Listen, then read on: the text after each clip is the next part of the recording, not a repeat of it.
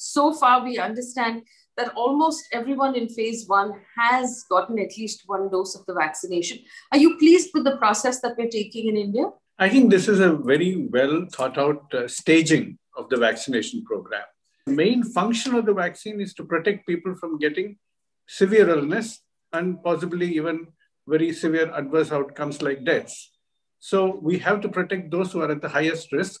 And therefore, this is a stepwise process which is logical. People whose parents are in their 80s or their 90s, Parkinson's, glaucoma, blood pressure, on blood thinners right now, is it safe for them? Should they go ahead and get it? People who have a number of health conditions are much more at a risk of severe disease and bad outcomes if they don't get immunized.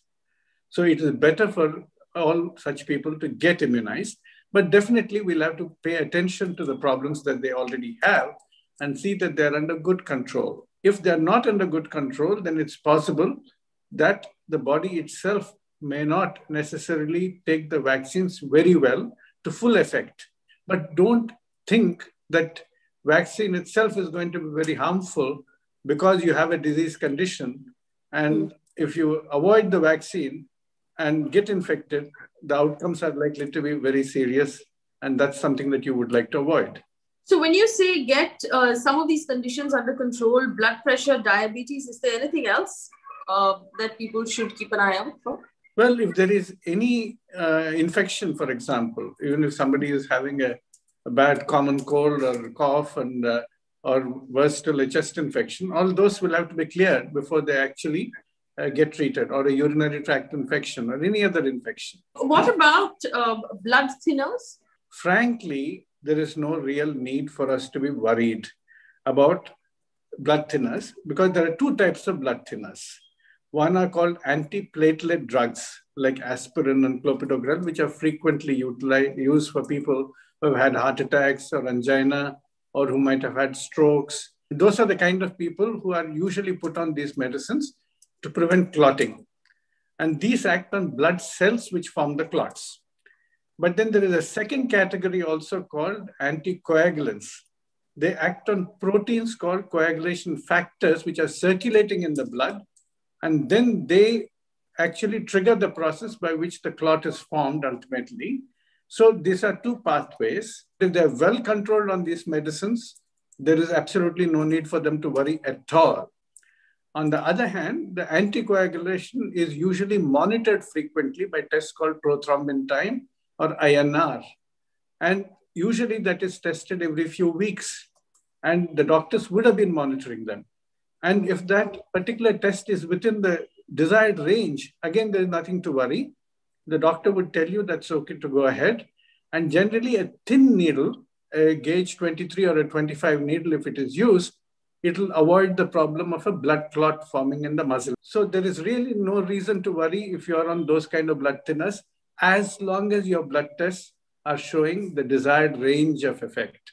Only if it is excessive, then you have to worry. Then, doctor, is it fair to say that one should carry all reports and all details of any pre-existing condition, inform the doctor that or inform the people at the center where you're getting vaccinated?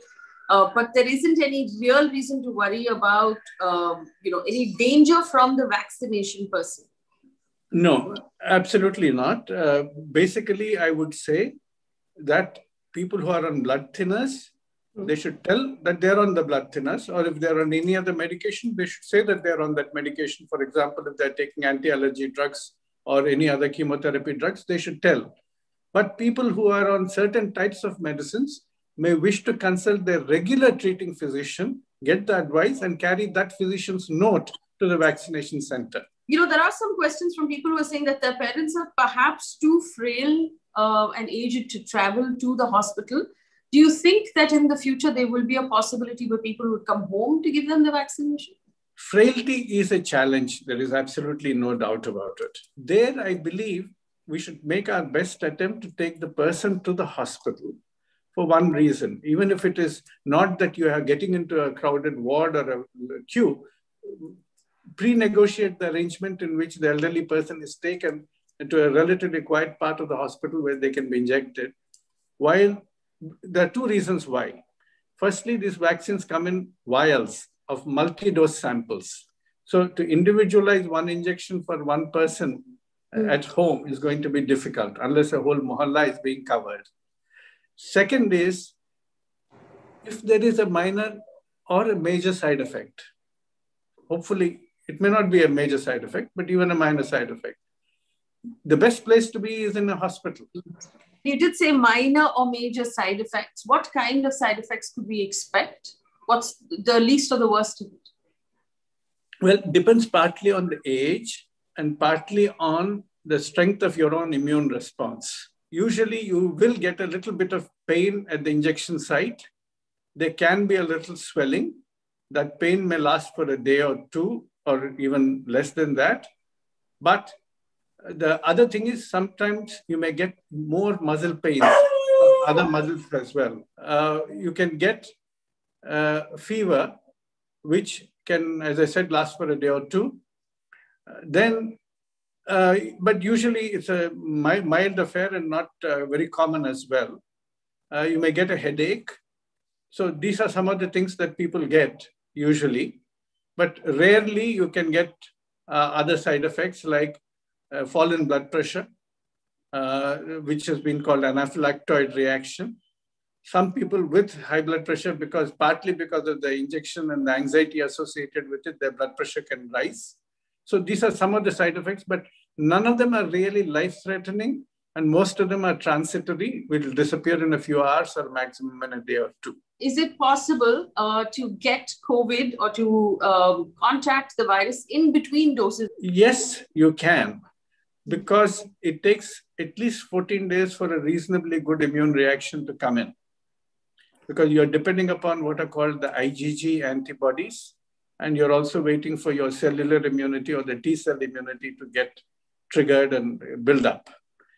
They say that usually between 14 to 28 days, you get a reasonable immune response, but it's the booster dose that really charges your body up in terms of the immune response.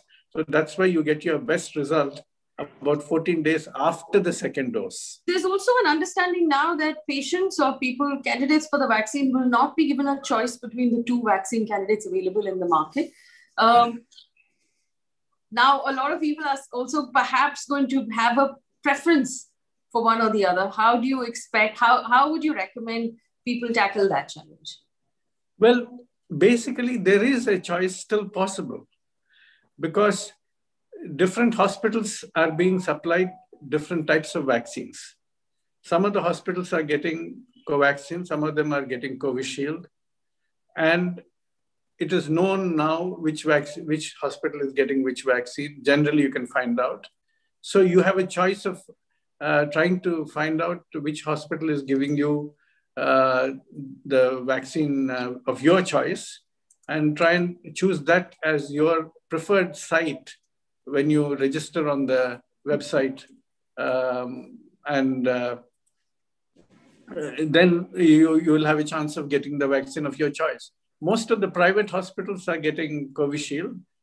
Some government hospitals are also getting Covishield, but Covaxin is substantially going to the government hospitals. So it is a matter of your choice of the center where you want to get vaccinated.